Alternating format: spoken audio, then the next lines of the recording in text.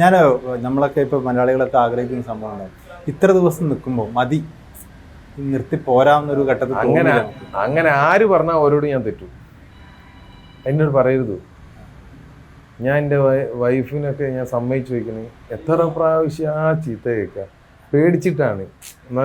ഇപ്പോൾ ആ കാർവാർ SP അവിടെ കേസ് എടുത്തതെന്ന് പറഞ്ഞു, ഈശ്വർ മൽപ്പയ്ക്കെതിരെ എനിക്കെതിരെ.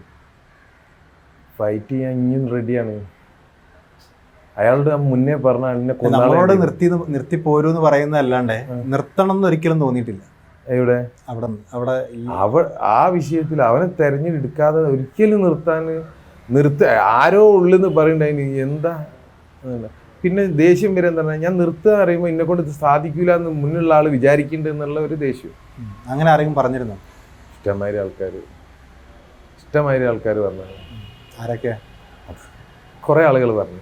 ആ ആളുകളെ ഒക്കെ എൻ്റെ സ്വന്തം. അപ്പൊ ഇത്രയും ആളുകൾ പറഞ്ഞിട്ടും നിർത്താതിരിക്കാനുള്ള എനർജി എന്തായിരുന്നു?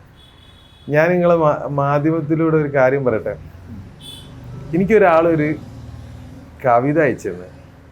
ആ കവിത ഞാൻ കേട്ടിട്ടില്ല, പക്ഷെ ഞാൻ അയച്ചു തരുന്നതിന് മുമ്പ് എനിക്ക് തോന്നുന്നു US തോന്നുന്നു, ലക്ഷ്മി അങ്ങനെ എന്തോ ആണ് പേര് ഒരെന്നോട് സംസാരിക്കുമ്പോൾ ഞാനൊരു കാര്യം പറഞ്ഞിരുന്നു. ഞാൻ ഈ ദിവസങ്ങളിൽ അവിടെ ഉള്ള സമയത്ത് ഗംഗാവലിപ്പുഴയോടാണ് ഞാൻ ശത്രുത വെച്ചിരുന്നത്. ഒരു കുറച്ച് സമയം കഴിഞ്ഞതിന് മുന്നൊരു ശത്രു എപ്പോഴും വേണം. അത് തൊട്ടടുത്തുള്ള അയൽവാസിയോ അല്ലെങ്കിൽ കടക്കാരനോ ആവരുത്. നമ്മളൊരു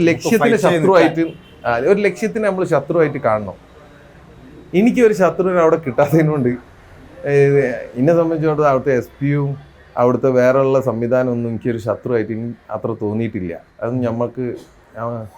ഞാൻ SP ഒരു കാർവാർ എന്ന് പറഞ്ഞാൽ ചെറിയൊരു ജില്ലേൻ്റെ SP-യാണ്. ഞാൻ 2 സ്റ്റേറ്റിൻ്റെ SP-യാണ്. ഞാനായിക്കോട്ടെ ഈശ്വർ മൽപ്പ ആയിക്കോട്ടെ.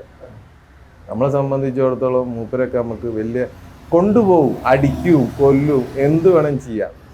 പക്ഷെ നമ്മൾ വിശ്വാസമുണ്ട്, ദൃഢനിശ്ചയം, അതാർക്കും എന്തായാലും തകർക്കാനില്ല. അപ്പം ഞാൻ പറഞ്ഞു വരുന്നത്, ഞാൻ ആരോട് ഒരു ശത്രുത കാണിക്കും? എനിക്ക് ഫൈറ്റ് ചെയ്യണമല്ലോ.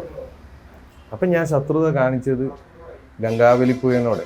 ഞാൻ വൈകുന്നേരം ആകുമ്പോൾ ഗംഗാവലിപ്പുഴേൻ്റെ സൈഡിൽ പോയിട്ട് നിന്നിട്ട് പറയും, ഗംഗാവലിപ്പുഴയെ ഇന്ന് ജയിച്ച് ഞാൻ വീണ്ടും നാളെ എന്നോട് മത്സരിക്കും. ഉള്ള സംവിധാനങ്ങൾ കൊണ്ടുവന്നിട്ട് ഞാൻ എന്നോട് മത്സരിക്കും. വീണ്ടും പിറ്റേ ദിവസം ഞാൻ തോൽക്കും. അപ്പോൾ പറയും ഇന്ന് വീണ്ടും ജയിച്ചു. പക്ഷെ ഞാൻ തോറ്റില്ല. അങ്ങനെ ഞാൻ 72ാമത്തെ ദിവസവും ഗംഗാവലിപ്പുഴയോട് പറഞ്ഞു, ഇനി പെർമനൻ്റ് ആയിട്ട് തോറ്റു. ഞാനും ഗംഗാവലിപ്പുഴയും തമ്മിലൊരു ഫൈറ്റ് ചെയ്യുന്നു. എൻ്റെ വാശി ഞാൻ അവസാനം വിട്ടു.